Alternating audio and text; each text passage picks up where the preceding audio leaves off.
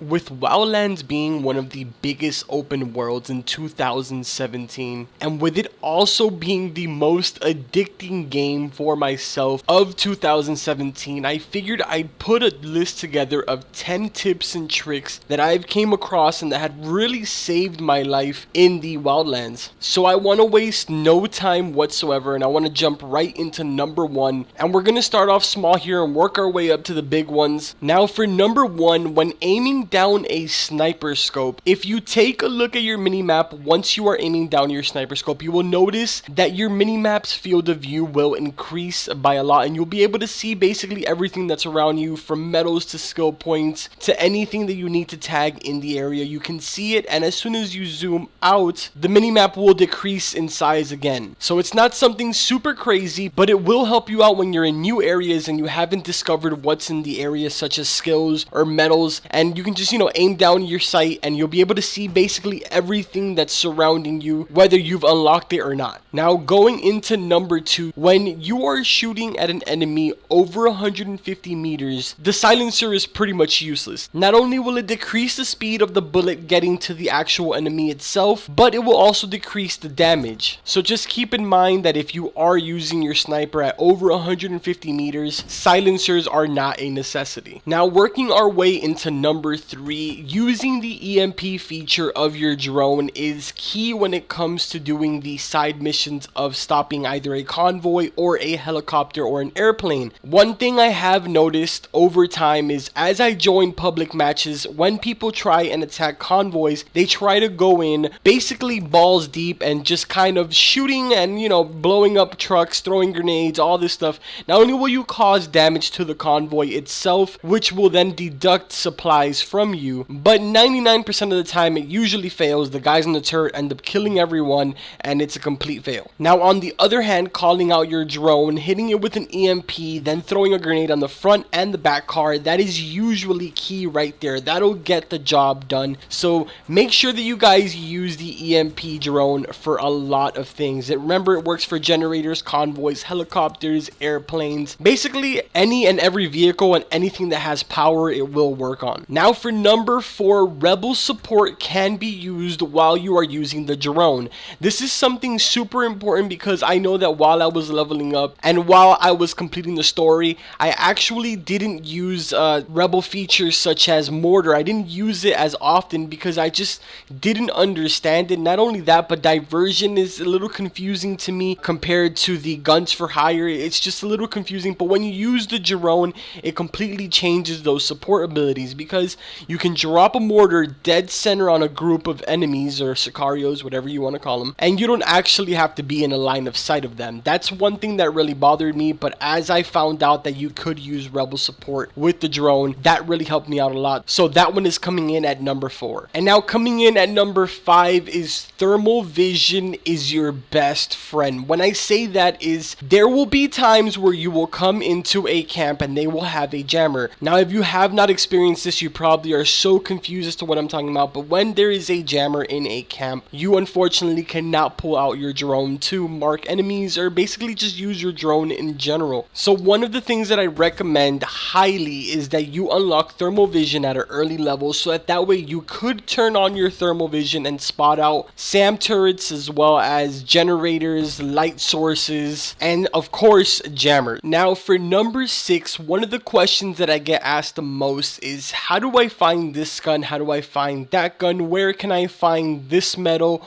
or that medal? Now there's a simple answer for that, and that is just to simply open up your loadout menu and it will list on any of the weapons that you choose. It will show where you can find that weapon. Now for some odd reason, a lot of people are not aware that you can also do this with medals. If you look at the bottom of the medal that you want, it will say the location that you can find it, as I am showing you in the background right now. Now that also brings us to number 7, that is changing your loadouts on the fly. At any time, you do not have to go to one of the ammo supply boxes. You can actually just open up your map menu, if that's how you know it of, and switch over past the skill menu to the loadout section, and you can change any of your weapons, any of your drones, your pistol, anything. You can switch it on the fly without having to go to an ammo crate box. I figured that was something that I should share with you guys because I see that a lot lot of people are not even aware of that, but that is something that will definitely save you a lot of time and so much hassle. Now let's shift on over to number 8. One of the most annoying things to me is when you are trying to catch a lieutenant and he runs away, jumps in the car, and just drives away super fast. That has got to be one of the most annoying things for me. To solve that issue, one thing that you can actually do is you can shoot right ahead of the actual lieutenant, whether it be on the floor or shoot him one time on the leg, and he will actually drop down and get into fetal position and wait there the entire time until you're done killing everyone. He will wait for you right there without running away. This is something that is super useful, and I wish I would have found this out at the start of my game, but unfortunately I found this out recently, but it's super useful. Super useful. Now for number 9, it's gonna be kind of like a combo breaker. I'm gonna be giving you guys a tip, basically telling you that you need to get the HTI sniper rifle. If you do have this sniper rifle, then kudos to you. If you don't, like I said, we're gonna refer back to number 6, and I'm gonna tell you to go and find that location. If I'm not mistaken, the HTI is located in Kawani, somewhere in the top right hand area of it. So make sure that you guys pick up this sniper rifle. Why? Because it's super simple. This sniper rifle literally one-shots jammers, helicopters, cars, SAM turrets, generators, alarms, anything. It will one-shot it. Now I want to be very clear, in order to one-shot any of these things that I listed, you cannot have the silencer equipped. If you have the silencer equipped, it will not one-shot it. And finally, coming down to the last one, number 10. Before I get into it, I want to let you guys know that if you guys enjoyed the video, please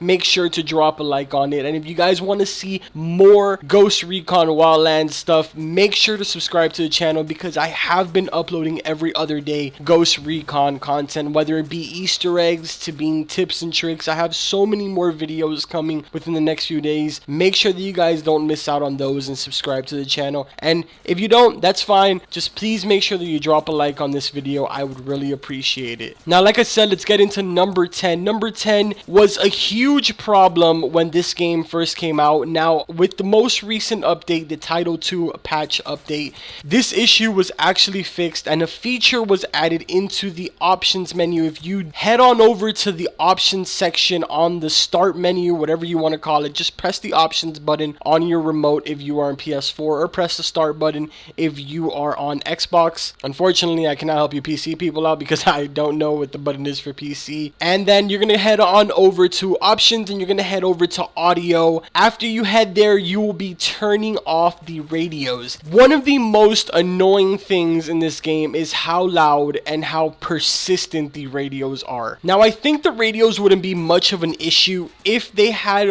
a wider variety of, dialogues. But if I'm not mistaken, there's like a total of 3 or 5 dialogues that get played over and over again on the radio, and they have to be the most annoying dialogues ever. So this is one of those little things. I left it for last because it wasn't too big, but if the radios are something that is super annoying to you, now you know how to turn that off. But yeah, there were 10 tips and tricks for the amazing Ghost Recon Wildlands. Like I said before, if you guys enjoyed the video, make sure to drop a like on it. Don't forget to subscribe to the channel for more Ghost Recon Wildlands information, news, tips and tricks, Easter eggs, basically anything that I can throw at you guys, I will. But yeah, I hope you guys enjoyed the video, and I will see you guys in the next one.